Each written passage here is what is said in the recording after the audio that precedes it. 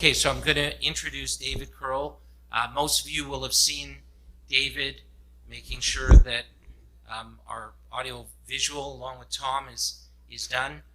David is an internationally acclaimed filmmaker.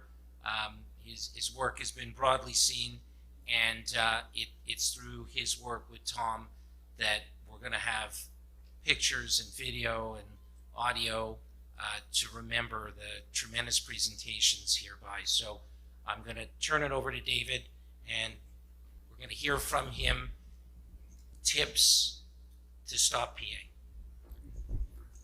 Thank you. Okay.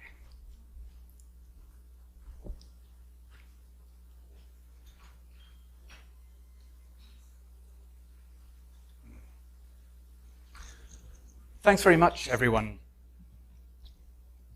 I thought of calling this talk How to Win Friends, Not Alienate Them, but I wasn't sure I'd pass my own test.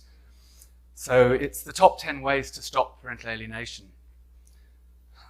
This presentation, though, is all about making friends. It's about how we can help others understand what we know. We all know what parental alienation is. We know that it's widespread. We know that it's a pernicious form of child abuse and family violence. And we know what harm it does to children throughout their lifetime and even beyond. The question remains, though, what can we do about it? What's the most effective thing that each of us can do about it? I'd like this talk to trigger ideas and motivate action, because it's a question several people today especially have been asking. What can each of us do that will have the greatest impact? In Australia, we established For Kids' Sake, and the reason I'm wearing an orange tie is not to outdo Demosthenes around us. That would be difficult in most respects. But we're in the business not of stopping parental alienation, nor of reforming family courts or family law. We're in the business of saving lives.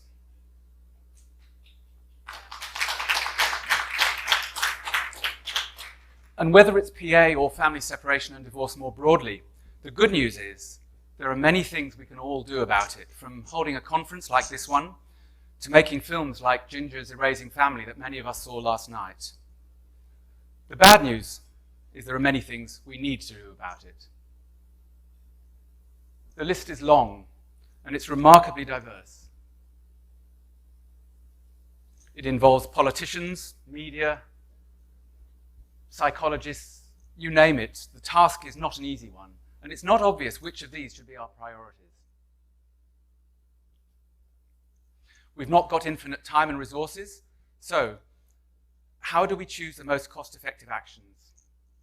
We asked you to choose, and 100 of you, as it happens, responded a couple of days ago. We've started to analyze those responses, and this is how you said we should allocate our resources. 8% should go to lobby and educate politicians, 9% to conducting parental alienation research, 13% to making parental alienation explicitly a crime, and your top vote from the Philadelphia jury went to lobby, educate, health professionals and associations, to educating specialist organizations. For Kids' Sake has a slightly different view, and our views are based to some extent on some key principles and an evidence-based approach to what we've seen has worked in this and other fields. If we're to win friends and influence people, it really does come down to communication. And that can be measured as a combination of the audience reached, especially new audience reached, beyond preaching not to the converted, but to people who don't understand about parental alienation and problems with family separation. So the new audience is especially important. But the power of the audience also depends on the power of those audience members. So if you get an interview with an audience with the president, should you wish to, or with your prime minister, that can be particularly powerful, or the head of an association that really can make a difference.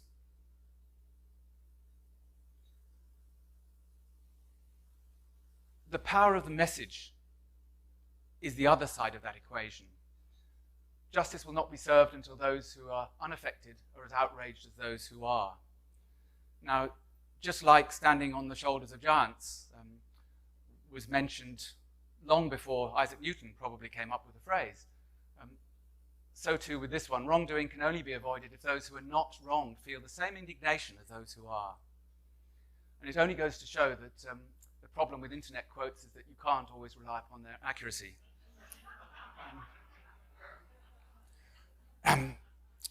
Or as I like to say, 94% of statistics that you hear quoted are not accurate. There's nothing new about fake news. It's been around as long as human beings. Science and evidence that many in this room are producing can help defeat that to some extent. But as Ginger so eloquently just talked about, we need powerful emotional examples to cut through. In 1987, Australia had a problem. The AIDS epidemic had reached the country. And I'd like to show you what Australia did to deal with that problem.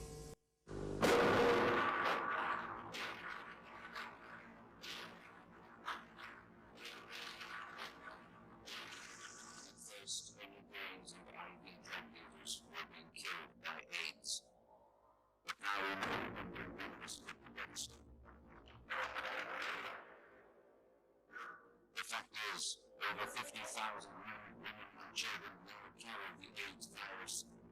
But in 3 years, nearly 2,000 of us will be dead.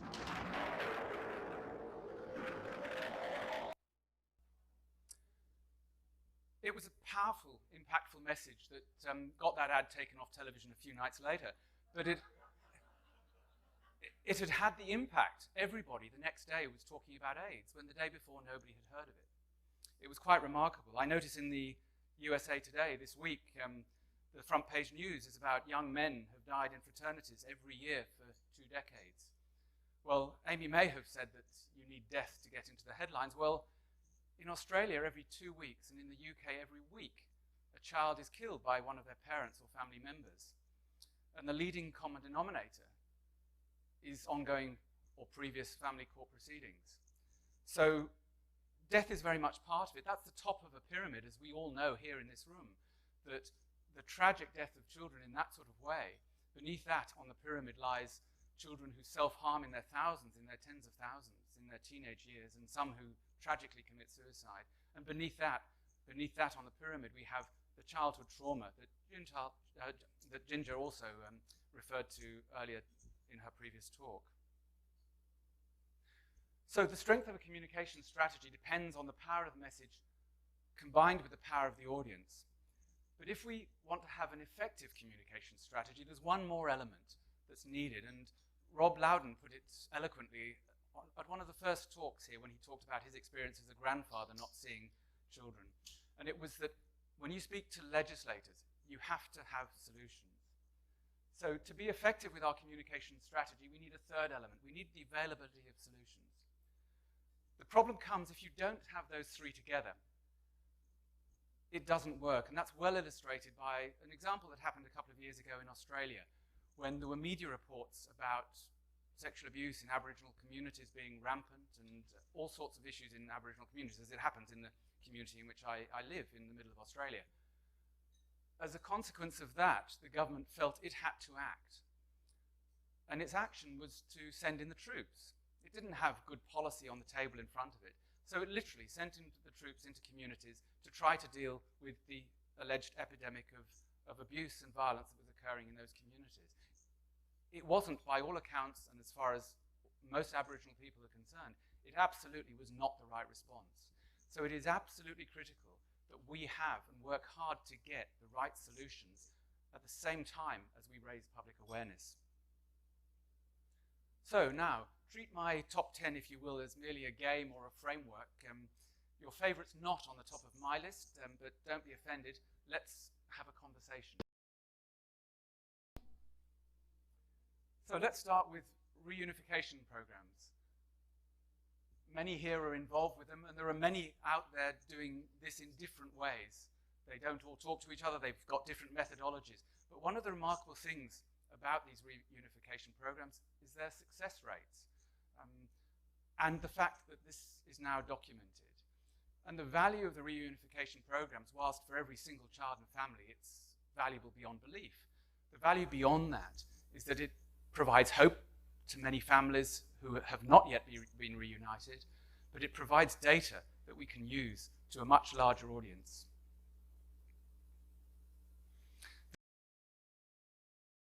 I think we've had enough of the drums, thanks. We've talked a lot about research this morning and yesterday. Many papers, though, are only read by a few, and they're abstracts by a few dozen if you're lucky. The key for us, or for researchers, is to make sure that we create as quickly as possible consensus, and that we get this message out to as large an audience as possible. So conferences, especially conferences where, again, we're not simply talking to those who know, but to a new audience, they're particularly valuable as well. Now, this was the top of your list, specialist education, and it really is very important.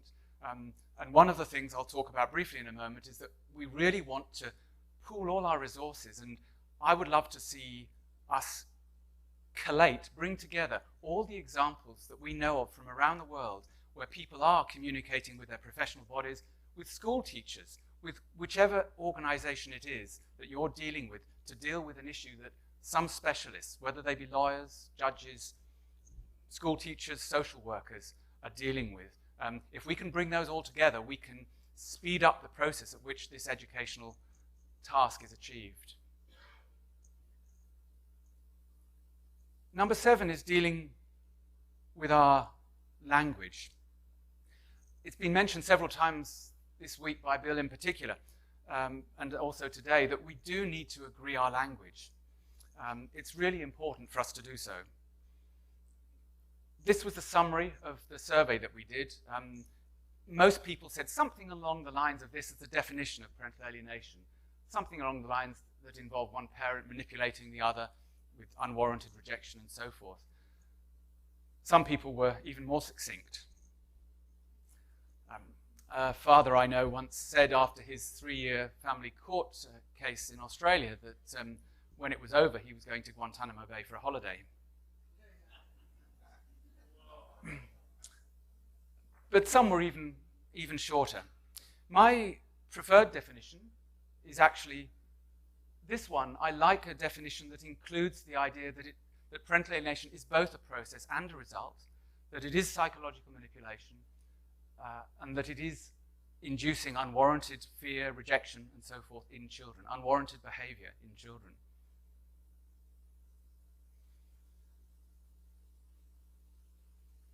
In our survey, we asked you how you first came across the term, and to emphasize the importance of getting our definitions right, our first page on the Google search of Wikipedia right, these are the results from our first 100. 12% of you heard about it from court or legal professionals, 19% from health professionals, and 29% from the internet. So what's out there on the internet is important, and it pays for us to do our best to get that right.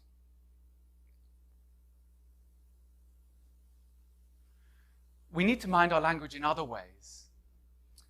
It's already been mentioned several times today about not leading with the word controversy, not spending all our energy on detractors of a phenomenon that we all know is widespread and without doubt exists. So let's not start a sentence or a paragraph or a conversation by saying what I'm telling you is controversial. There is no controversy about the fact that children can be manipulated by their parents. Let's be careful too about how we frame this being abuse. One of the most important things we need to do is to distinguish the behaviors associated with parental alienation with those associated with genuine abuse. That was just a test to see who's awake. Please put your hand up if you had a problem with what I just said. Because many people, including some experts who speak so passionately and eloquently about this, do slip up, and it is difficult for us to tell people that this is child abuse when we entitle even some papers differentiating parental alienation from actual abuse. I agree with the eminent Dr. Miller that we don't like using the phrase high conflict. We don't think that's the right metaphor, the right image that we want in people's minds when we talk about things like parental alienation in particular. It conjures up the wrong image of warring parents. We don't talk, for instance, about broken family court systems, which is a common metaphor in the media. We don't believe family courts are broken. We think they're the wrong tool for the job. So look at the words that everybody is using and don't buy into them necessarily. When Dr. Miller talks about parental alienation being counterintuitive, we would like that to go further. We would like people to say psychological abuse in general is counterintuitive. And that's an important distinction because we need to bring this phenomenon into the fold such that we can recognize it in relation to other phenomena. And it is quite remarkable that whether it be parental alienation or a mother staying with a violent father, these things are inconceivable, the behaviors that we see. They're quite remarkable. And to be slightly controversial, Bill mentioned today a couple of times that different people have different views about the phrase alienation. And he was questioned about that by somebody in the audience. It does make it difficult for those of us in the media communicating with broad audiences when we use the word alienation, which traditionally is a synonym of estrangement, when we start using it as an antonym, as the opposite, and we oppose it to estrangement. It does make it hard. So as you formulate what the best words are, what the best language is, please do bring onto whatever committee that may be people who are familiar with dealing with the media, because it may help you hone your rhetoric as well. And that was a theme, I think, of the last session too. And I think, in actual fact, with this particular one, with estrangement, we potentially do ourselves a disservice, because you'll hear maybe a little 1-minute clip after this talk about somebody at the age of 92, I think, who's written a song to reunite with a relative. And I know of people, there was one in Australia not long back, who at the age of 53 discovered that they were alienated, that they had wrongly thought their father was an evil person. And they discovered that in their 50s. But up till then, they were estranged. So let's not lose that cohort of people out there. They're our friends too. Number 6, lobbying politicians. This is something that the National Parents Organization, who now has a great spokesperson in Ginger Gentile, does very strongly, especially around the issue of shared parenting. In Australia, our focus again has been on child well-being as distinct from shared parenting. In actual fact, Australia is the test of whether shared parenting is a useful lobbying tactic. And in Australia and the UK, it isn't. Shared parenting is a phrase associated with the so-called men's rights movement. And if you go into politicians' offices and say, I'm about parental alienation, they won't understand. If you go in and say, I'm about shared parenting, some of them will kick you out the office, or at least their mindset will not be the one that we want to engage them. As the last session also eloquently said, this is about a public health crisis. It's about children's well-being. We managed 3 years ago to co-write a Senate motion that passed both houses, the upper house, saying quite expressly, this is the Parliament of Australia saying that thousands of Australian children continue to be harmed by the family law system. This helped trigger a review that's just been just reported back this last few months and is currently under consideration. But to speak to politicians, we have to have decent policies in place. Now, some of these relate to family law. As Linda Nielsen eloquently says, even though only a small percentage of parents end up in court to resolve their custody issues, custody laws affect all separating parents by establishing the norms about what their state or their country believes is in a children's best interests. So don't buy into it when people tell you that 80% or 90% of people don't go to court, because that allows them to get away with implying that those 80% are settling amicably, or even worse still, to imply that whatever they're settling for is in the best interest of the children. We know that's not true. A majority, a high proportion of those, were sensible enough to avoid court, couldn't afford it, knew they should keep out of it because they knew the harm it would do, but they've settled for less than is perfect for their children. And the law is important in establishing the norms or setting the standards that it's not doing at the moment.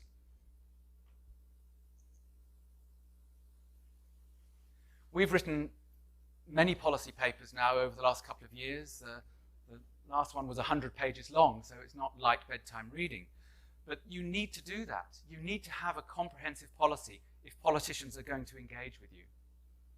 You then need to send them the summary, and we had it commented on by one of the politicians I gave this to at the airport in Canberra at 4 o'clock on a Thursday, which is when they all leave Parliament and go off to their own states in Australia.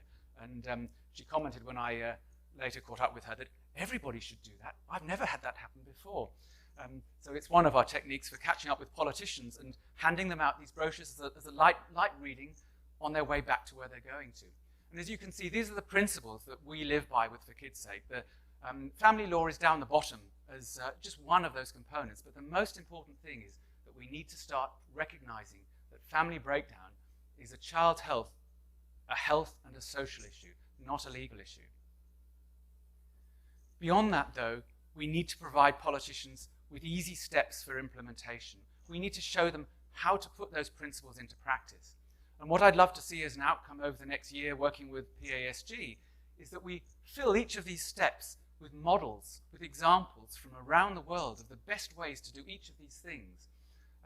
Down at the bottom, or rather at the very start, is dealing with children. And I'd like to see examples such as the sorts of elements that are brought into reunification programs like Family Bridges that help develop resilience in children, help them with potentially with conflict management, with critical thinking skills. I would like to see the sorts of things that Amy, I think, referred to Amy Baker this morning as potentially inoculating children against the problems they may otherwise face. As part of that, we would also like to see every child have access to a mentor, whether it be a grandparent, a godfather, a godparent, a secular godparent, or as they do in Scotland with their Get It Right for Every Child scheme, a state person who is responsible for every child. But each of these has their own examples of how to do it better. Even the family court system, which if you can read it, the evidence says is not effective, do not use this solution. We do have one wonderful Belgian model here, Marie-France Callier, and what she does in Belgium is also a good model for what we should be doing in family courts around the world. Sorry, that was meant to be a slight joke about Marie, but don't worry about that. I would like to show you one of the examples from the very middle of this. This is a group we work with in Australia, in Brisbane, and they've developed divorce and separation of the future. It's an early intervention. You go online and you fill in the forms, and one of the great things about this, it's based on artificial intelligence. The great thing is that they find that people who will not speak to social workers, who don't want to speak to people about their problems, are happier to speak to an artificial intelligence engine. They're happy to speak to a bot online. In actual fact, one of the biggest problems we face in resolving family separation issues and parental alienation issues is that we know that the people we're speaking to are human beings. So we know that, like us, they have their own prejudices and their own bias. We don't trust them. This is a robot. It doesn't even know whether you're a man, woman, or other. And people trust that, and so they're finding remarkable engagement. And one of the great things about doing a system like this is that we can incorporate video so that when people get to the question of what do you want to do with your children? Do you want to spend a week about, weekends, Wednesday evenings? What scheme do you want? We can show them videos, or Adieu can show videos of children who went through that saying, I liked this. I wanted to spend time with both parents all the time, but I couldn't do that. So spending 1 week with one and 1 week with the other was the best way that I thought we could do it. And we can integrate that at just the right moment when people are answering that very question. So I think this is a very powerful model. Number 4, messaging. This is really important to get the messaging right. And this goes beyond parental alienation academics deciding how to use different language. We have many elephants in the room. There is an issue, as we know, with the historical baggage of parental alienation syndrome and so forth. That needs to be addressed. We need to address, as was just referred to just now, the gender politics of these issues. An even bigger issue, people do not like to criticize courts. And courts are the wrong process for family separations. So we have to be aware of that in working out our rhetoric. And above all, perhaps, the voice of the child. This will, I think, become the biggest issue, if it's not already, for all of us. But we can look, for instance, to the UN, who in 2009 wrote a general comment that is useful to us. They specifically talked about, because people were misinterpreting Article 12 about the voice of the child, and they said that it is wrong to interpret that, let me find the phrase, that the committee emphasizes that adult manipulation of children and other practices are not ethical practices and cannot be understood as implementing Article 12. So that is a message that we need to get out there to people who do not understand what the voice of the child is.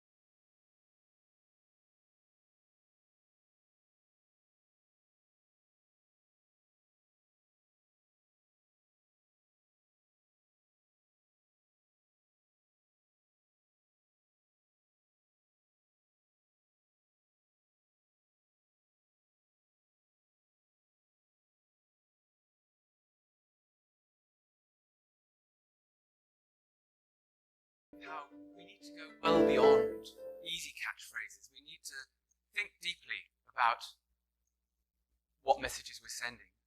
Again, I find myself repeating people who've talked today. We need simple messages. And for those of you who are affected victims and who think that your story, who know that your story is a movie script or a book, please write that book, write that movie script, and then write the one-page version, and then write the paragraph, and then write, as Ginger also said, the 25-word version. When you've done that, you'll hopefully be in a better place to decide if you want to, and I believe this was one of the conclusions of the targeted parents meetings yesterday, you'll be in a better place, a better position to help choosing which elements, which strategy you want to become involved with. We need to be clever. We need to decide whether our slogan is parental alienation is child abuse, or for instance, we might have a series of ads or a particular marketing plan based on the hashtag every word. Every word affects children. Every word counts. And also, as we've also heard, and you saw in that example, we need to try to be positive where we can. So we need to choose whether we want to say stop PA, as this talk is entitled, or help kids see mums and dads they love.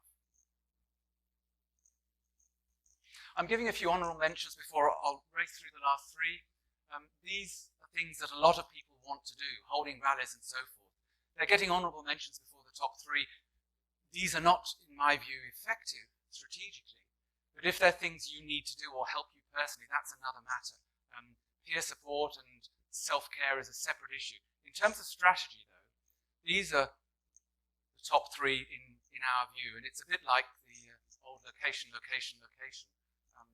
saying, what's important in real estate? What's important here is media, is getting the message out there and getting it in the right way. I've used this example of some things that we write every month or two. We write letters to the Australian media. We've had letters published every couple of months. In most of the, or many of the mainstream newspapers around Australia. That's something everybody can do. It is a skill that you need to practice, but if everybody in this room and beyond started doing that, editors respond to how many letters they get. And the same experts, the more that experts are out there talking to the media, the better. Above that even, though, is actually media creation, creating our own media, being responsible for that. That can range from art, and we've got some lovely examples outside there, and you'll be hearing, I think, a song just after this too, of this old man who's written a song, and there's many examples online. Our art is powerful. The key, though, is something that reaches a large audience, and making sure that whatever you do, in whichever medium, gets to as large an audience as possible. And even the painter of this particular image recognizes that film is particularly powerful at doing this.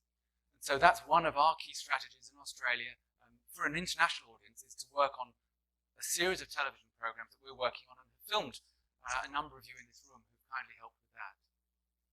I'm just going to show you a quick example of sound. The sorts of couple of the TV ads. This is not one of ours, but it gives you an idea of the sorts of things we can do with TV ads.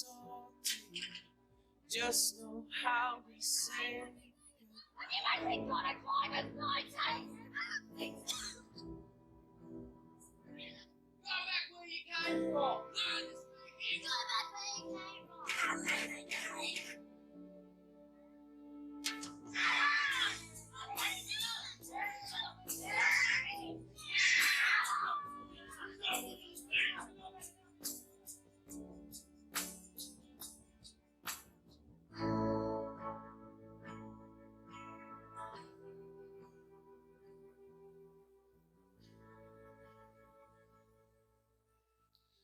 So, as I say, that's not one of our ads, but I hope you can see that it's an issue that's entirely relevant to us.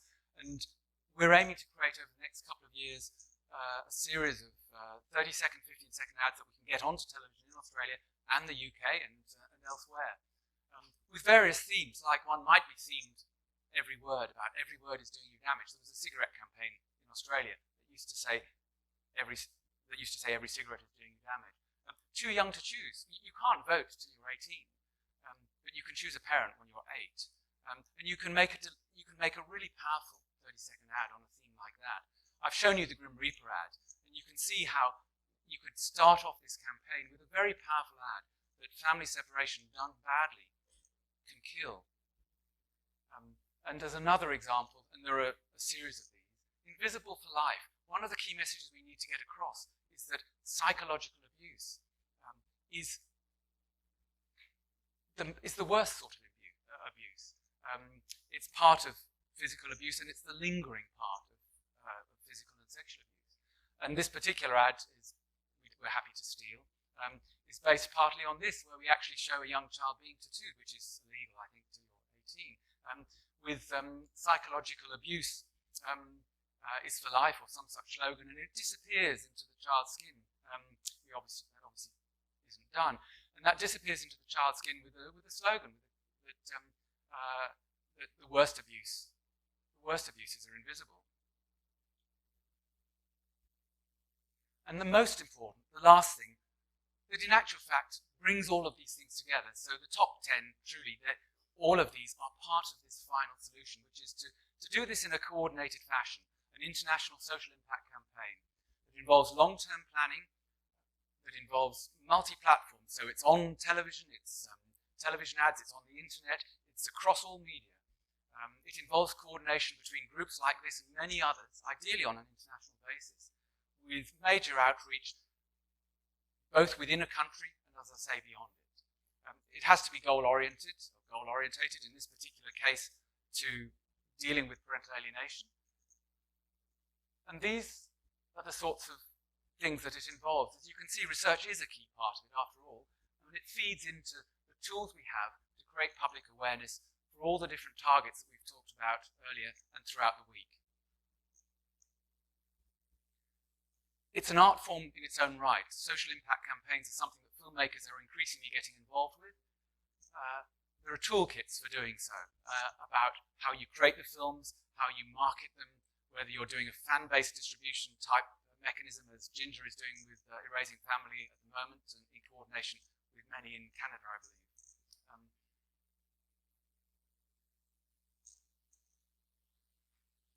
We have to create that tide. Nobody will do it for us. But there will be moments when we can build on things that happen. In Australia, tragically, a father lost his 4 children in May last year. They were shot by a grandfather who killed his own wife, his own daughter, and then the 4 children. It's one of many of these tragedies that happen regularly in Australia and around the world. Those events, without fail, bring people to the cause, people who are desperate to change the system because they've seen what happens to them, as we know from many in this room. But there is a tide in the affairs of men which, taken at the flood, when you have the opportunity, leads onto fortune. It's not a short-term campaign. It's a 20-year job. So don't expect things to happen tomorrow. My final thoughts are that to do that, to accomplish that, we need to work together as much as possible, not just within PASG, but beyond it. We need a division of labour. Everybody wants to solve this problem on their own.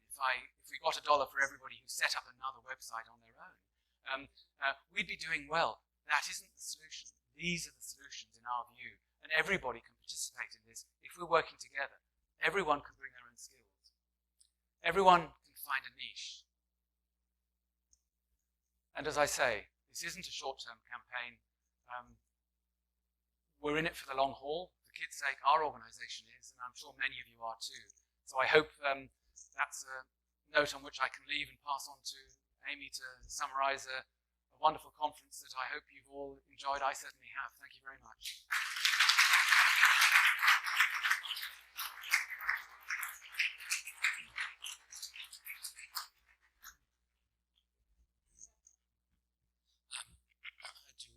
Well, yeah, we have time for just a couple of questions each.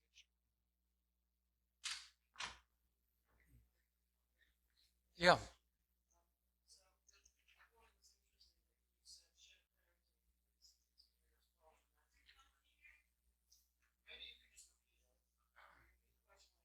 Yeah.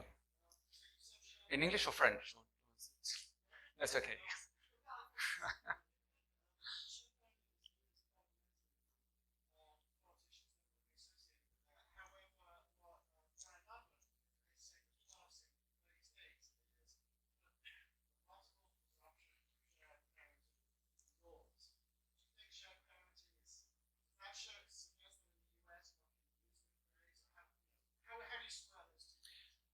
I would spend the rest of my life trying to get a rebuttable presumption of shared parenting into legislation.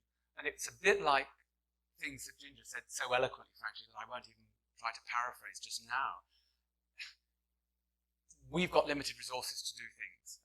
And the effort to get that out there, to fight the fights that you need to get that presumption of shared parenting into the legislation, it might or it might not happen after 20 years. We can appeal direct. Well, I'm talking about Australia.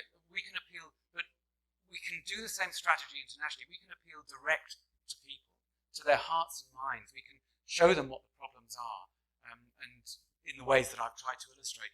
So for Australia, that message, whilst it's ones that some organisations want to push, we don't think it's the most successful strategy in terms of our use of time. It's not the best way to go. In the UK, I believe it's the same. The National Parents Organisation has had significant success with a large cohort of people around the country in getting that into legislation. It's had some failures too. So it's not an easy task. And framing this as a child well-being, a child welfare issue, is something that nobody can argue against. There are people, lawyers especially, who will argue against that. So it's a question of what is the easiest route to the biggest success. We want to solve this problem yesterday.